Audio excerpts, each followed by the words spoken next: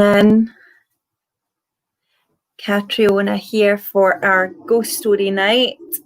A wee bit late.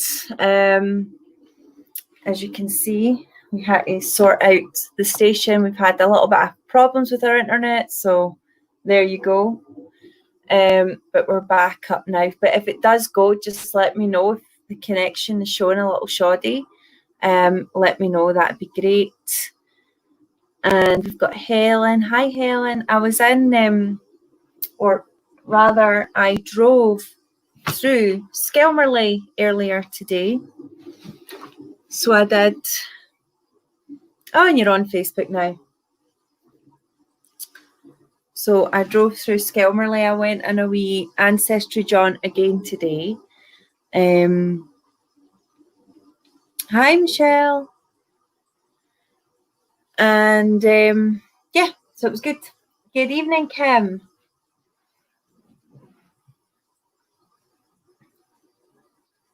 Are you having a laugh?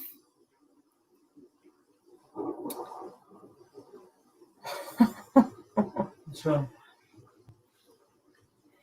I think I'm getting slagged. Anyway, hi Ian, hi Kim, hi Michelle. Nice to see you. So tonight we're going to have our ghost story chat. So as I wait for you folks to come in, let's see. I have got the lights turned off because it creates a little bit more atmosphere. I'm drinking just a pink, gin and rosé lemonade mixed with London Dry gin. Hi, Graham. There you go. That's what I'm drinking. So, I hope that works. So tonight I was thinking of doing a little bit about the Tales of the Oak, which is an initiative set up locally here in Inverclyde about local folklore and ghost stories and, you know, witchy stories and all those kind of things. So I hope you enjoy it. It's something I found over on our, I think our internet's going on. Instagram seems to be absolutely terrible. If anyone on Instagram is having any issues with the image or with the connection, just go over to our Facebook or YouTube page. It's just the same, Slange Scotland, and you can join in there. It might be a bit easier for you and a bit better in terms of the picture quality, and everything might be slightly better. But let me just come back to the Tales of the Oak. So I was not involved in it, but I happened to take something to do with it a couple of years ago. In fact, probably about 10 years ago now. They did a special opening of the Greenock Town Trail. So maybe 7-8 years ago now. And the chap who was over at the Dutch Gable House in Greenock at the time, he produced these wonderful little comics for kids and for local people, and they were free to have. And he does quite a lot of work, and it's all about the local area. It's the ghosts messing with the internet. 2 seconds. Helen is drinking Botanist with either Fever Tree Tonic and lemon. Lovely. I love a good I love the Botanist gin, but here you go. How's my internet connection over on Facebook? Is it okay? Just so I know where the problems are.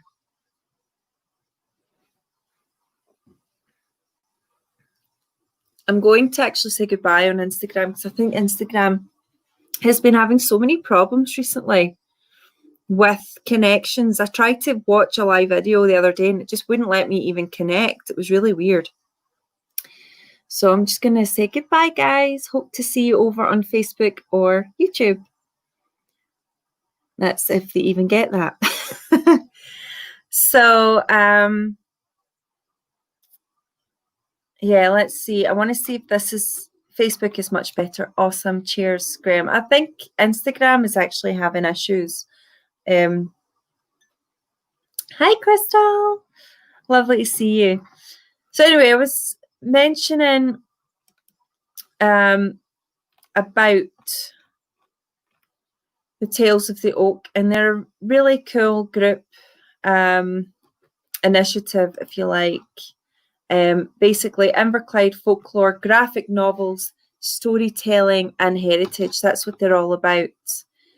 And their latest blog that they have written is about spookier Scottish stories, about haunted voices, an anthology of Scottish Gothic storytelling. So you can go have a look at that. I'll post a link a bit later, but they do have a really cool story here. I just want to get it up for you all. There's so many things that they've got, actually, and they're so talented. In fact, you know what? I'm going to go put their YouTube on and share the screen with you all. I hope you enjoy it.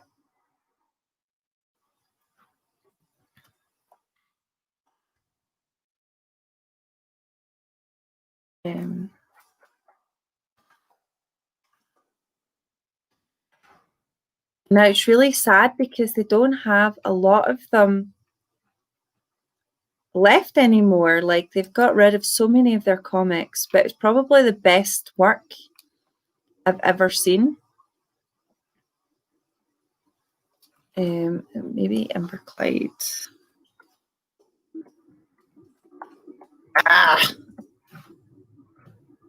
They've even got the... Let's just see. Inverclyde Ghosts. Inverclyde Ghosts.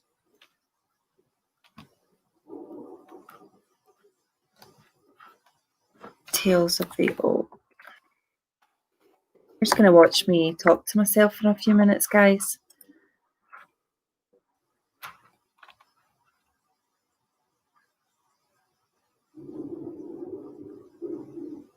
Oh, so you're not too far, Ian and Michelle. I'm jealous I'm not drinking yet. Oh, well. Okay. Tales of the Oak.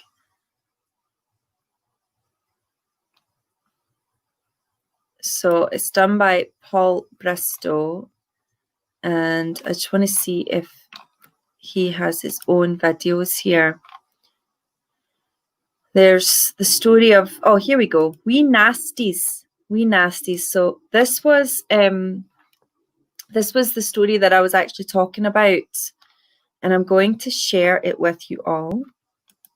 And I'm going to put the sound up as well. So if you can't hear this, let me know.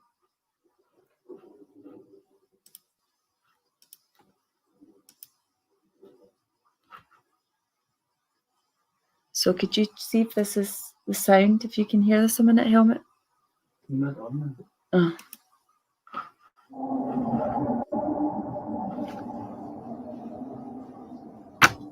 It aye gets dark, it aye gets cold, and there's aye a quick road home. But be careful where you wander if you're walking home alone, because up the port's a bogle, a right wee nasty gnome. He'll nip your toes and steal your nose and hide under his big stone. His teeth are sharp as safety pins, his eyes light up the street, and when he takes his boots off, he has awful smelly feet. But if you see him when it's day, be sure you catch him quick. Can you see that, guys? One free wish or do a magic trick. By New Ark, a mermaid tells fortunes at the shore. She knows just by magic what tomorrow has in store. Her nets are full of secrets, she hears stories in the shells, and they whisper recipes for the potions that she sells. Bog myrtle cream for midges, nettles for the sneezes, heather tea for coughs and colds, she cures all your wee diseases. Through the glen there's witches, brewing magic spells and chanting, there's no telling who they're cursing or what folk they are enchanting. One night they went to Gourock though, they'll tell you that they danced round Granny Kempock's stone and tried to push her in the river. These witches had a special hat and it could help them fly. If you get that magic bonnet, you'll race right across the sky. Upon the hill's a giant who sleeps the years away, a warrior from ancient times, or so the stories say. He got tricked by witches who put potion in his beer. He had to have a wee lie down and that's why he's stuck here. He's underneath the grass and trees, but one day he will wake. Shake the snow off, rise and shine, and the towns below will quake. The water hides a monster beneath the tides and foam. Lady Clutha of the Clyde, our river, is her home. She was here before the Romans, gave the Vikings quite a fright, and if any boats came near her, she just had to have a bite. But now she's much more friendly to ships both big and small. She mostly stays beneath the waves and hardly eats people at all. Down the docks a pirate, the ghost of Captain Kidd. They hanged him down in London for all the crimes he did. He raided French and Spanish ships. If he saw a boat, he'd loot it. He buried all his treasure well, then forgot just where he put it.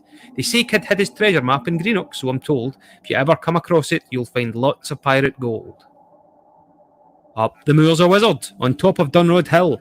It's Evil Earl Dunrod himself, who casts his spells there still. He mixes in his cauldron mermaid tails and goblin bones. He's got pockets full of potions, runes and charms and magic stones. But if he sees you in the trees, be sure you don't get caught. Run much faster than a broomstick, or he'll put you in his pots. So mind your step when walking home. Don't wander down dark streets. You'll never know who's hiding there, or what nasties you might meet.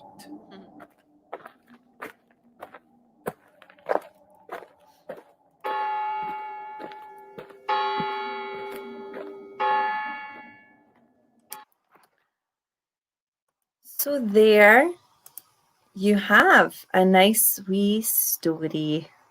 That was a really lovely comic book that, like I said, the Tales of the Oak had put out. It's now, I think, Magic Torch. They call themselves now Comics, and they work a lot with the local schools and community projects now, as far as I can tell, all over Scotland. And they do a really good job. They actually worked with my kids at their school a wee while ago. They produced a wee comic in Gaelic about, I think it was about a shinty match or something between Glasgow and Greenock, like an actual shinty match that happened in the 19th century. So that's that. And as you can see, there's a lot of folklore in this particular area. You wouldn't know it necessarily because it's so industrialized now, but we have so many stories about the likes of Old Dunrod is one of the big ones, and obviously the witches dancing around Granny Kempock's stone. So I'm going to quickly take you to Old Dunrod.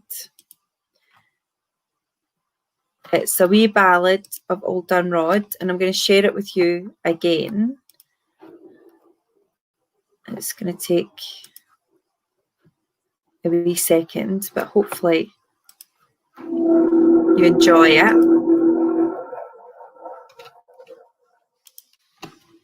Old Dunrod was a ghostly carol, as ever he might see, and given he was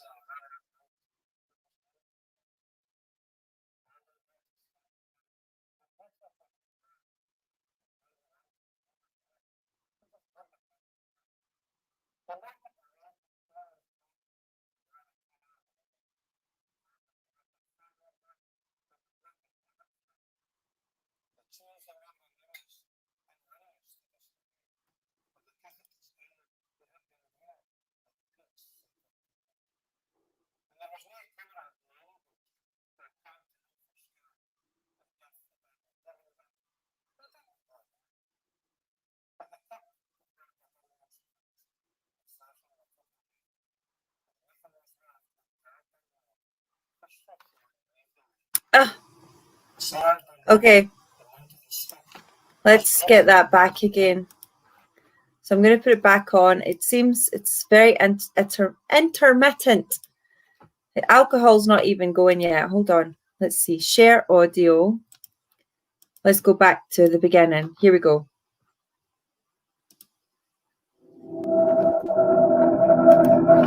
That should be now. Hopefully the sound's Alden back. Road was a ghosty carl, as ever he might see, and gin he wasna a warlock wight, there was nane in the hill country. Let me know if that's back. Alden Road he stack a pin, a boutry pin in the wa', and when he wanted his neighbour's milk, he just gaed the pin a throw.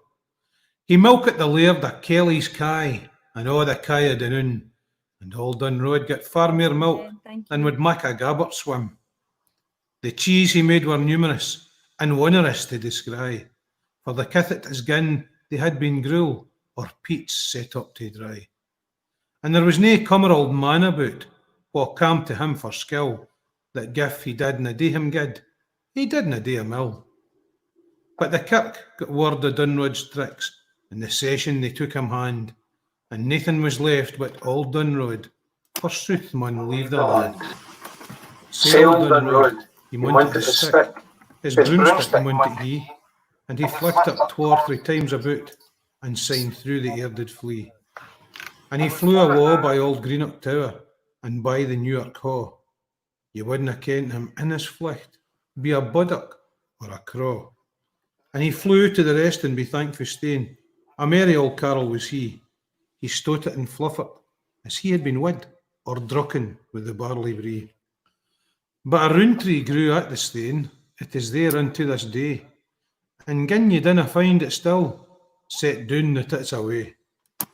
And he ne'er wist of the roon tree, till he cam down the roan, his magic broomstick tint its spell, and he dot it on the stone. His head was hard and the stane was sae, and when they met een another, it was hard to say what would be the weird of either the tane or the t'other. But the stane was molt like a lampet shell, and sae was Alden Road. When you mount a broomstick to tak a flicht, ye'd best tak another road. The neighbours gathered to see the sicht, the stane's remains they saw, but as for Alden Road himself, he was carried clean awa. And mony know it, as well they micht, the rest and be thankful staying, and Iltien said it had been better far, gin Dunrod had stayed at hame. And what became of old Dunrod was doubtful for to say. Some said he wasna there ava, but flew another way.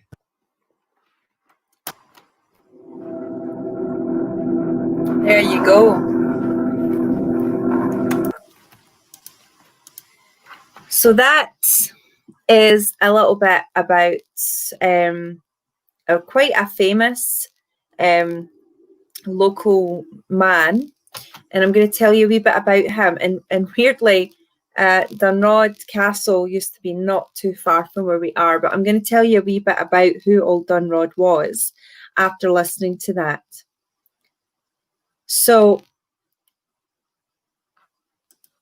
I'm just going to read this out. So this is from the old ballad of Dunrod that you just listened. But Dunrod was an evil witch lord or warlock, and his name was Alexander Lindsay of Dunrod. So the Lindsays were here. So if you have any Lindsays about, you could be related. So it was rumoured that Dunrod became involved with witches living on his lands in Inverkip, gathering with them at Dunrod's seat, located on the slope of Dunrod Hill. Further rumours suggested that he entertained the devil himself at his castle. It is worth noting the possibility that Dunrod had inherited his connections to the practice of witchcraft from the Lindsays. It is now thought in some circles that members of the nobility at that time were involved in a highly organised cult, which they used for their own means. Some would argue they still are. The image of Dunrod as a dark and powerful warlock is a far cry from the man he was at the end of his life. He was a penniless hermit, his lands having been seized by the Kirk in recompense for his evil deeds, selling charms and potions at the Greenock riverside to anyone who would entertain him. Dunrod died soon after in a barn on his former lands in East Kilbride. So as early as a century ago, parents enforced children's bedtimes with the chilling promise that old Dunrod would get them. Thus, this larger-than-life character has become woven into the folklore of the area, celebrated in numerous tales passed from generation to generation, and most famously in two anonymous poems commemorating his dark deeds, which is the Ballad of Old Dunrod, which you heard. Is thought not to have been written down until more than a century after Dunrod's death, and was probably composed while Dunrod was extant. Present, I can't even be bothered reading. It's so in depth. Here we go. Presented in its fullest original form, the poem chronicles his black deeds and ends rather cryptically with Dunrod flying on his broomstick to the Bogle Stone. This in turn gave rise to a second poem, Old Dunrod's Vision at the Bogle Stane. The second piece was compromised, unfortunately, with more information regarding the Bogle Stone, and has changed Inverclyde's past, present, and future. At this point, he may have been drucken on the barley tree. There we go. I can't even read Scots. It's dark, guys. It's dark. That's my excuse. So that's a wee bit about Old Dunrod. So Dunrod Castle, I want to see if I can give you, I'm going to share this screen with you because this is really cool. When I'm talking about my, where I stay and how close I am to various things. So we're going to go to Greenock. Here we go.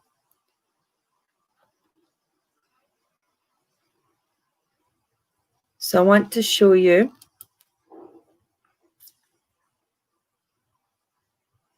an old map of Greenock. And this map is actually quite good because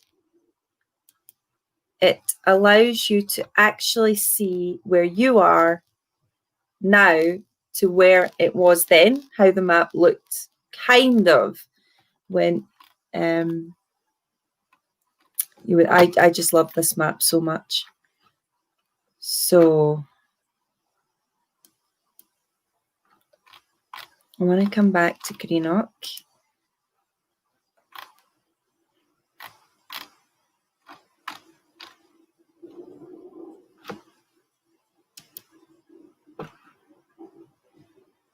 So there's so many different maps in here. It's unbelievable. Let me just put Dunrod.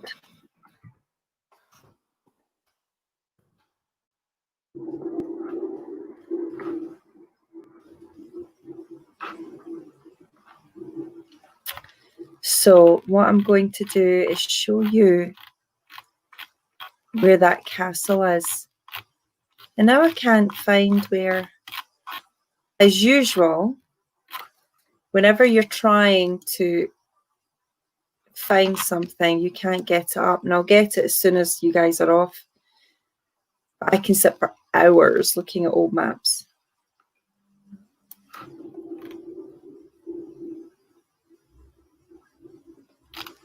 So we've got so many different castles here in Scotland.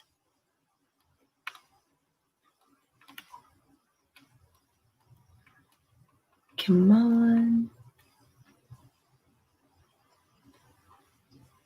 Here we go. I'm going to share this with you now. Oh my gosh. So let's go and share this now. It's quite an amusing screen. Let's just share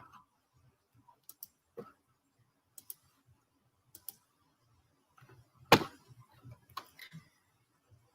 So this is it here. So this is Greenock. This is between 1583 and 1614. Look how busy it is, like so busy.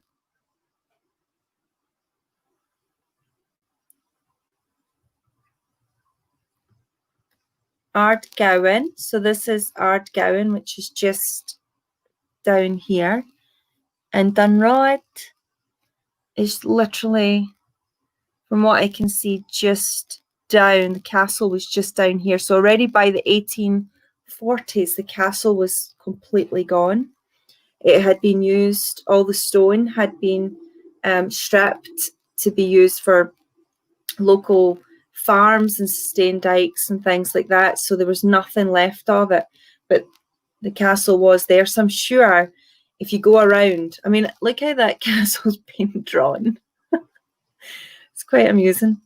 But it gives you a bit of an idea. And see if you look here. This is where I live. And it was even called Flatterton then. There's Bankfoot. And sorry guys, I just love looking at old maps, but it gives you an idea. This is Greenock in the late 16th and early 17th century. And it's just so, look, there's a wee church.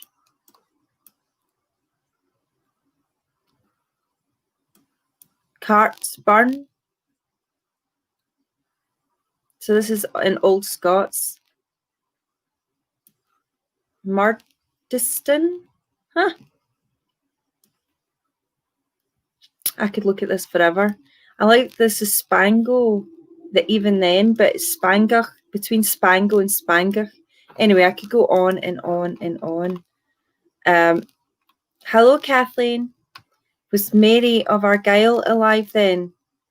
What do you mean? You mean Mary, you mean Highland Mary, Burns's Mary? Because no, that would be the answer to that.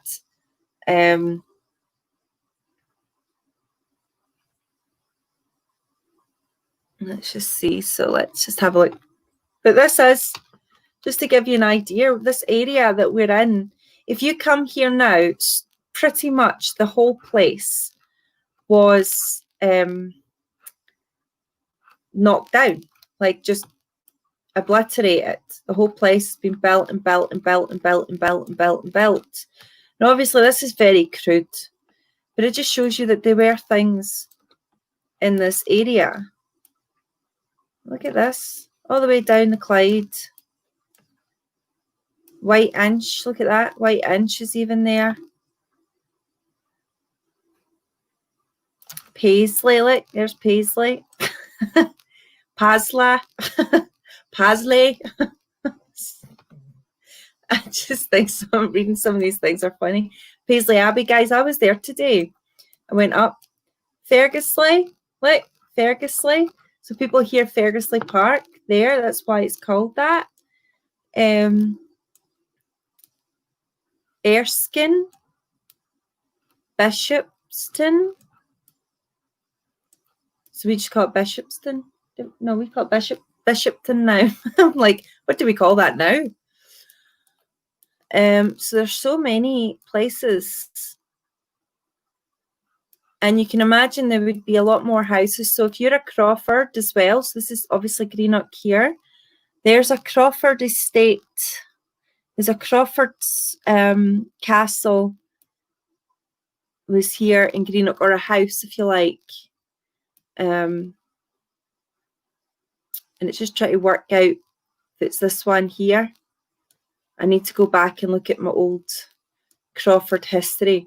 But, I mean, the area, if you came here now, I mean, I could probably say that this area is pretty haunted, just because it's had so much history. You go to Edinburgh and places like that as well, and it's like, yeah, but it still looks old. We've people have been constantly here, and they've been constantly suffering here as well for centuries. You know, it was a hard life for these folks that lived here on the Clyde. And that's why I think there's so much about here. Now, we want to go back to where I mentioned, and there's Dunrod. And look how many houses. I just can't go over that. I just love this stuff. I'm so sorry, but I could look at it all day. How far is Greenock from Hawick? Hawick is quite far. I mean, Hawick is down on the Scottish borders. So, Greenock to Hawick. 2.5 hours exactly. That's how far away we are. Hawick is right down on towards the east south, right on the Scottish borders, whereas we're kind of in the middle on the west coast. And no, Helen Burns is Highland Mary. She's obviously from the late 18th century. When we're talking about Dunrod, he was late 16th, early 17th century, as were the witches. So Charles Macmillan, my clan is from Dumfries. Well, you can actually see the Macmillan Heritage Centre, which is not too far from where I am right now. The chief of the clan, Macmillan, stays there. His name is George. It's called Finlayston, and he's the current chief of the clan Macmillan. And it's just, honestly, it's not far from where we are just now. It's quite close. I had my youngest daughter's birthday party there. And I was actually thinking about going there this weekend. But let's go back into a few wee ghost stories. So I'm going to stop sharing this now. But I could look at that all day. I'm going to show you a little bit about the Inverkip witches. And there was a really wonderful bit of work that was done by another local girl. So a lot of local people here have been becoming really interested in their heritage recently. And she did this really amazing story about the witches. So I'm going to share it with you.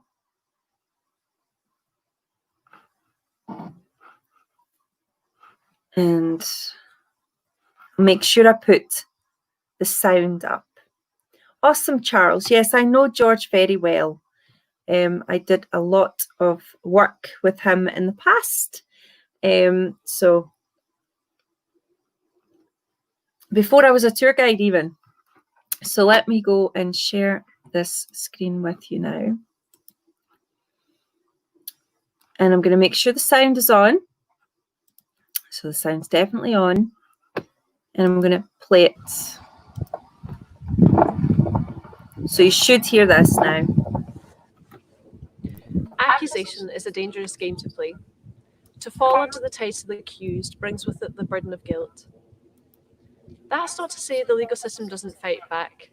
To remain innocent until proven guilty is a cornerstone of our lives. However, accusations and the flurry upon which they can arrive can spell disaster to individuals, communities, and to our culture.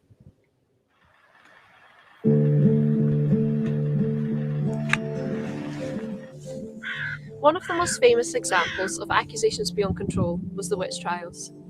Specifically within Scotland, the period of the late 1500s to the early 1700s, where witch trials and hunts were common and expected. Predominantly women, usually widowed, these souls were outcast from their normal lives. But under intense scrutiny, leading to torture and in many cases death, these women were unjustly disregarded and their stories blasphemed. Well, not today. It is on the burden of the community to remember these histories, not to abandon our low points, but to acknowledge and remember what happened, so the lessons are not left unlearned. I want to tell you about Mary Lamont. Born in Inverkip around 1644, Mary Lamont made it only to age 18. In the throes of witch hunts, she fell to the accused, and after torture and rigged legal rigour, she was found guilty. The list of charges were all-encompassing. Not to leave any doubt of her skills as a witch, she was accused of dancing, drinking wine, and eating bread with the devil, bearing the devil's mark, turning into a cat to kill a man's wife, threw cursed sand around our gown state under orders of Satan, as well as dancing around Granny Keppoch Stone to sink local ships. These charges, although ludicrous now, were a death sentence then. And not to make it further in life, Mary Lamont was burnt at the stake.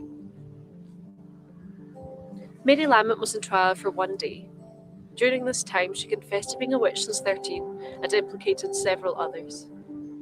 Though we can never know if Mary truly believed she was a witch and did these things with intent to harm, we can only assume the pressure and social environment spelled her doom. What can this mean for us today? Witches and witchcraft is no longer illegal. Pagan rituals and religions flourish where they like, and religious tolerance is thankfully grown. But the core problem still exists. With social media hunts and paparazzi on the prowl, the chance for accusations and false justices continues to haunt us. For Mary Lamont, this ended in tragedy. For us, I guess there's still time.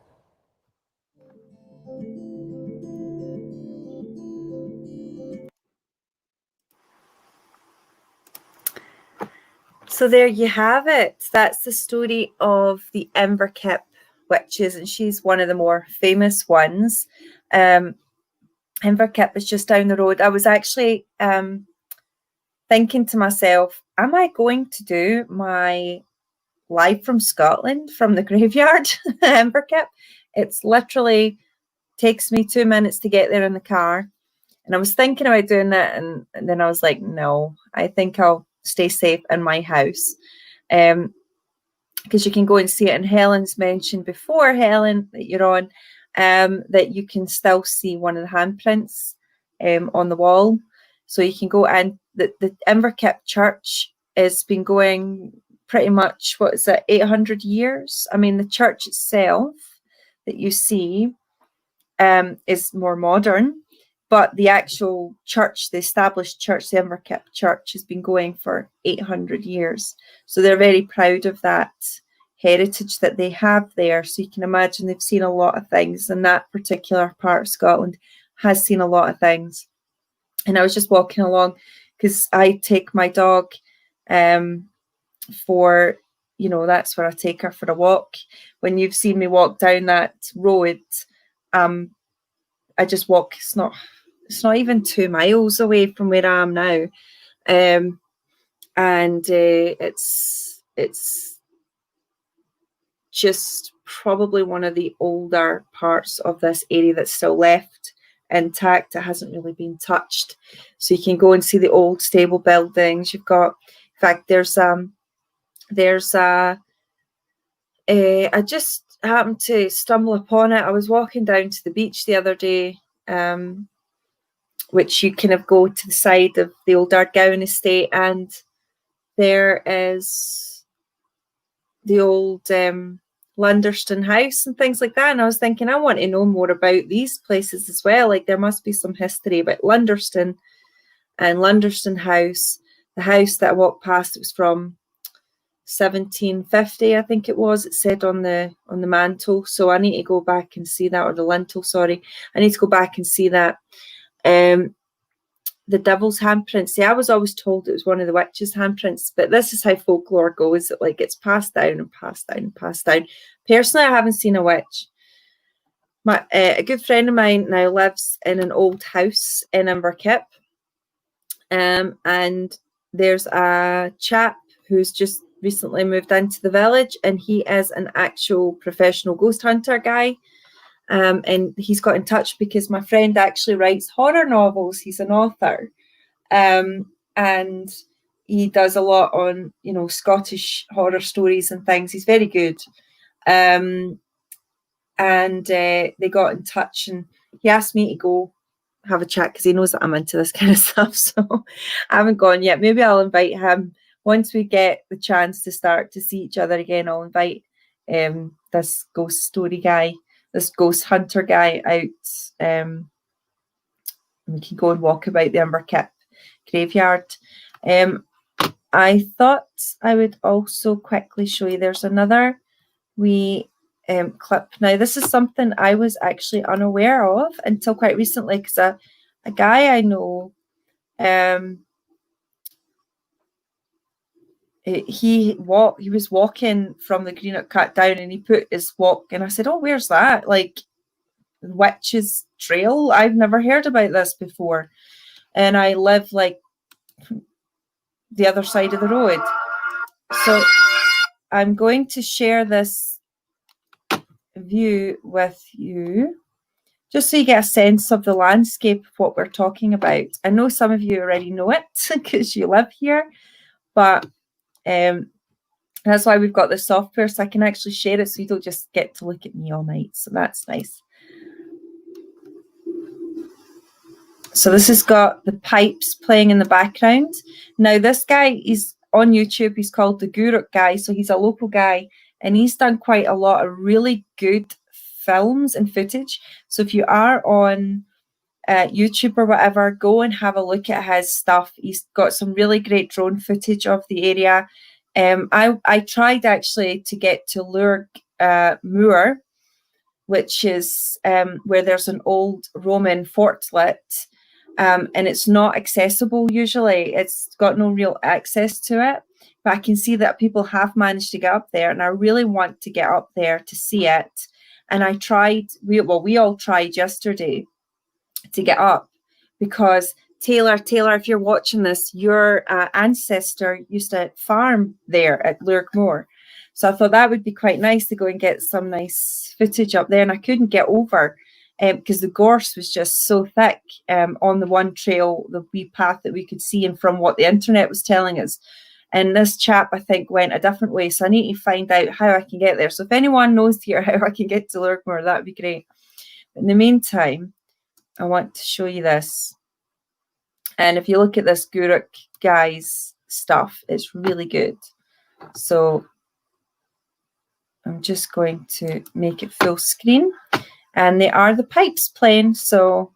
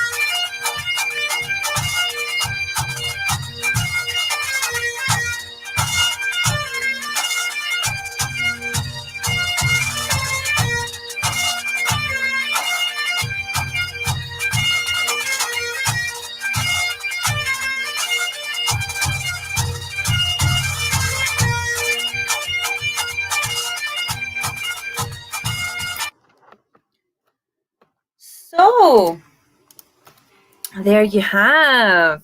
That was a little bit give you a sense of the place and how it looks.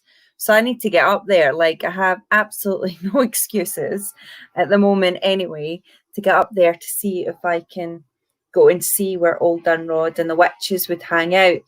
Now, obviously, the witches themselves weren't even witches, as we all know today, but the manner of which these poor souls died was pretty horrific, and it was just incredibly tragic. And I do think you get a sense of that when you're in Inverkip. It does, Inverkip, I don't know, I like Inverkip, but it does give you a sense that something is really just kind of sits in the air a wee bit. It's very tragic to think so much. I mean, the other thing that nobody knows about is the battle that was fought here as well. So we've also got the Battle of Inverkip, and I'm going to see if I can find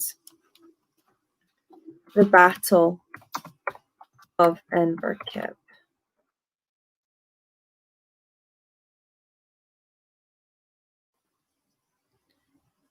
So no, there's very little information about it, to be fair. So that's another job for myself. There's still witches living there. Yeah, there is. Well, I don't know any at the moment, but usually there's more witches living up in Skelmerley now, Helen. No, I'm only kidding. Hi, James. Hi, Patty. So let's go to the next one. I just want to put in here. I just wanted to show you a little bit about my local area and probably why I've always been so freaked out over the past couple of years.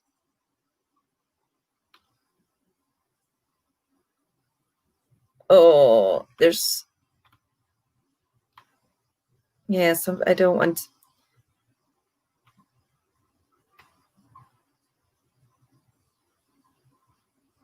there's lots of, I didn't, do you know what, guys? I didn't even, there's a Greenock Ghost Hunter group.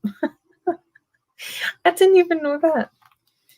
Just shows you.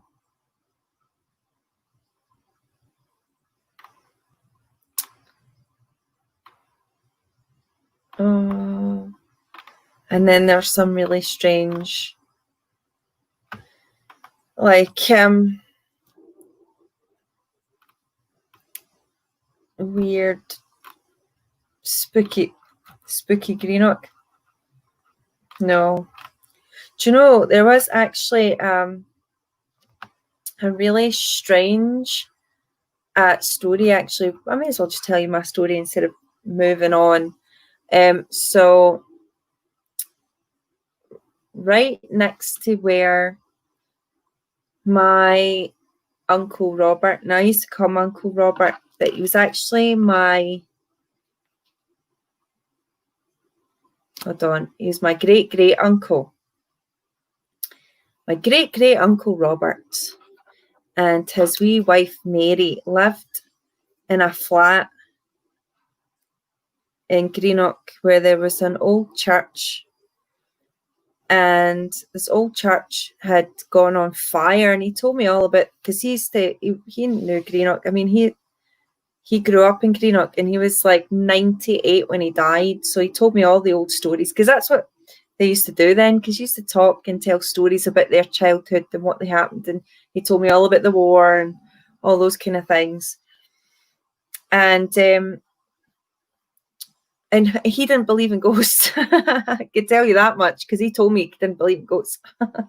Anyway, there was an old church across from him, and the church had burnt down, and he told me all about it burning down.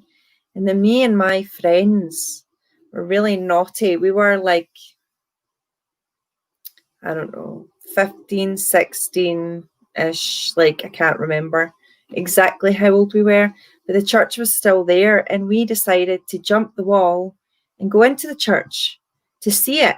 And incredibly dangerous, because I had to jump over a wall. Like, I've never been the strongest person. And obviously all the boys are like helping you up and everything. And we got up, and there was like no floor. It was just beams that were left.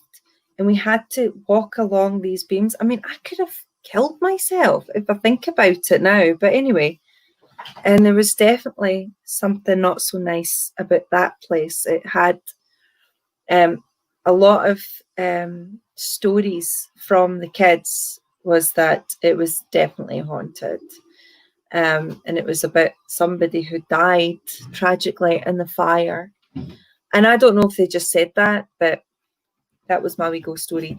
Actually, when I came out and we're jumping back out, I did fall. And I did like scrape half my knee off. But anyway, kids are stupid. Don't be stupid. If you have kids, make sure that you raise them right. So, has anyone got any other ghost stories for me tonight?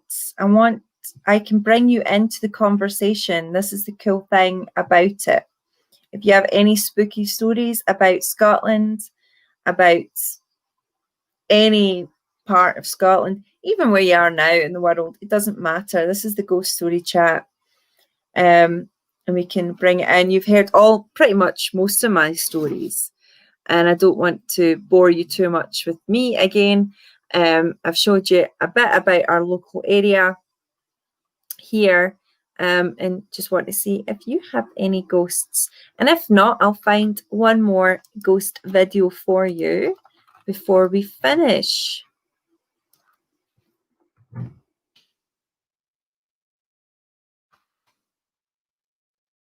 So there is quite a few haunted, let's put ghosts and Inverkip. See if anything comes up.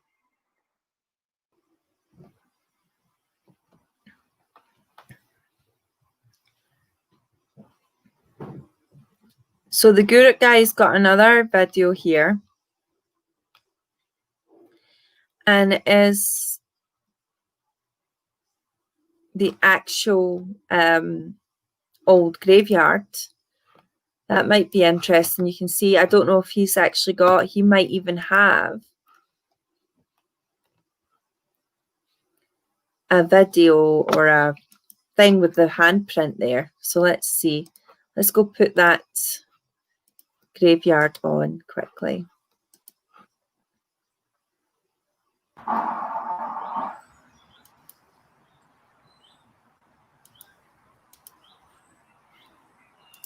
Let's put it.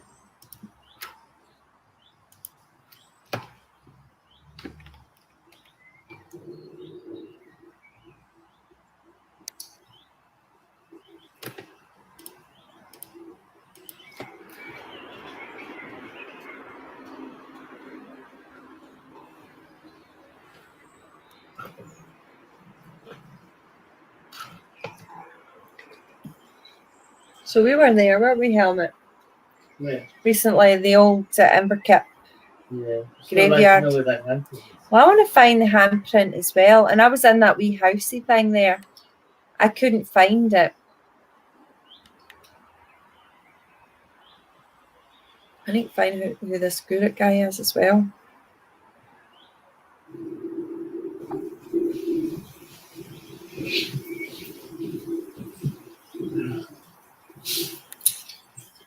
So I was in there,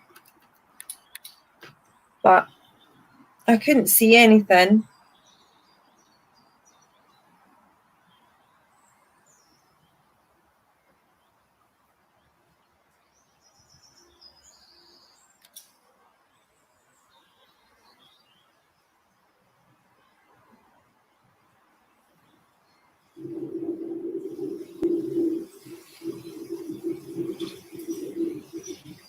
I was hoping he might actually know where the handprint is.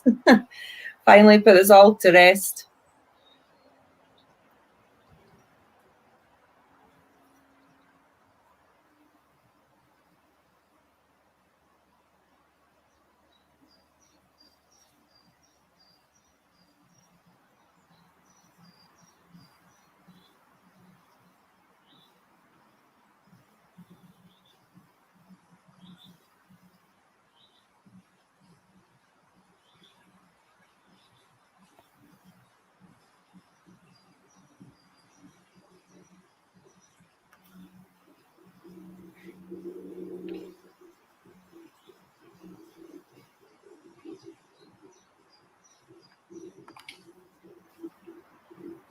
were all the Shaw Stuarts, or the Stuarts originally, and then they married into the Shaws. So they're now the Shaw Stuarts. Well, there's a Maxwell.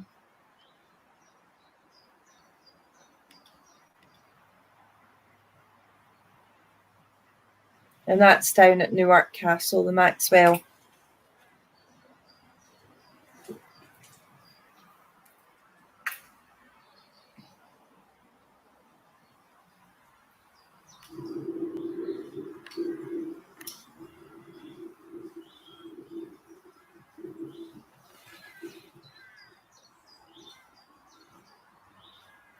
And the funny thing is, I don't think I have any people in there. In Inverkip.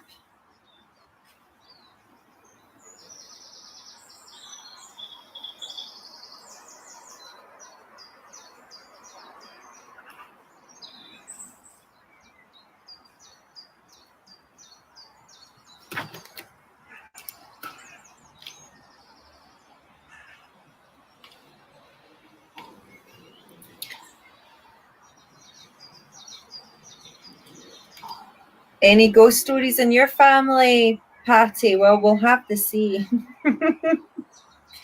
I think there will be, because they were Covenanters.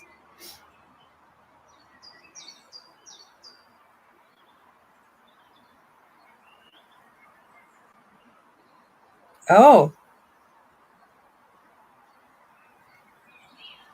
In Helen and Weems Bay, yeah, I'm sure. Can we live near a battlefield from the American Civil War? Kennesaw Mountain, Georgia. We were hiking one day and saw full body ghost. Oh, so sad.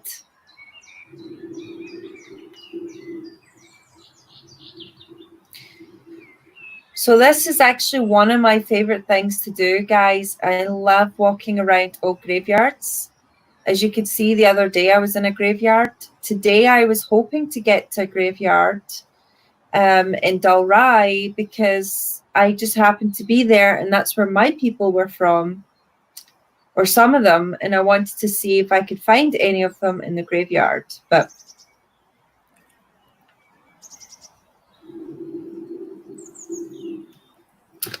not so much. So there you have it. So I'm pretty sure Patty will find someone for you. Ian, you just asked, have you ever considered doing a tour, Tina Brook to Austral Bay? I have not, but you never know. If it's a private tour, I'm happy to. Unfortunately, folks, a lot of people who come to Scotland, they have a specific agenda, and that usually is Edinburgh and the Scottish Highlands. So I tend to, obviously, I have to earn a living, so I organise group tours for people who are coming here for the kind of general stuff, and then I do private tours wherever. I actually did a private tour last, it would have been October-ish time, September, October last year. We did go to Tina Brook. We did actually stop there. And we did, what else did we do that day? We did the old Castle Lachlan as well, and the old church for the McLachlan clan. Graveyards are so peaceful. Like, it's one of my favorite things. I really want to, and I'm going to start doing a graveyard walk. I have done a few graveyard walks, and you can see them on Facebook and YouTube. I did one at Calgary Bay on Mull.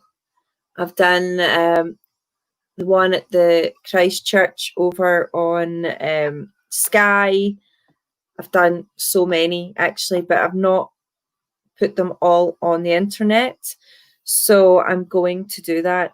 And then, you know, it'll be part of what I do. I know a lot of people feel freaked out by that. It's not done in any real disrespect. It's only just to have a little walk through a graveyard, just pay my respects and bring you guys with me. And it might be you have an ancestor in a graveyard in one of these places, and I don't mind seeing if I can find them. But yeah, and Patty, absolutely. I've been looking at yours again. We're just needing to wait for these libraries to open in phase 2, and I can actually get into a library to do some of your ancestry. That's the hold up. I need to just get in there so that I can validate the information I've managed to find. But yeah, it's going to be good fun. Incredible fun once we do it.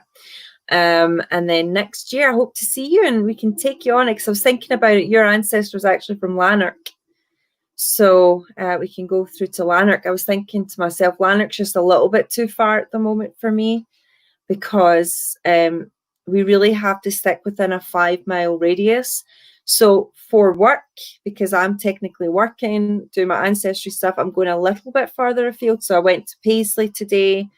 I've been going around into North Ayrshire and then back to Greenock. So I probably went maximum 20 miles away from where I stay, but I didn't go anywhere else. I stuck to what I needed to do for work, and then came home again. Lanark could be a little far, because I think Lanark is what, about an hour and 15 minutes from where we are. And at the moment, guys, there's not even bathrooms opened. It's just crazy. Do I know Sarah Stanton? She put together a tour of Ireland and Scotland. I was on in 2014. She's from Ireland and lives in the USA. I'm sadly, Charles, I don't know Sarah. In 2014, I was guiding, but no, I can't say I know her. But you never know, maybe in the future. So I hope you all enjoyed yourselves for tonight. It was a little bit different. I thought I'd bring in some other stuff. And it would be good if you guys want to also come into the chat, because this is another reason why we've got this. I can invite you in and you can also tell me your stories, or tell everybody your own story. You don't have to be shy. We're all on lockdown. So technically we still are. But no, so thank you for taking part, and I will see you again tomorrow for our pub session, and then again next Wednesday for another history session. So thanks a lot, and I'll see you all again. Good night, stay safe, and don't let those ghosties in tonight. Take care.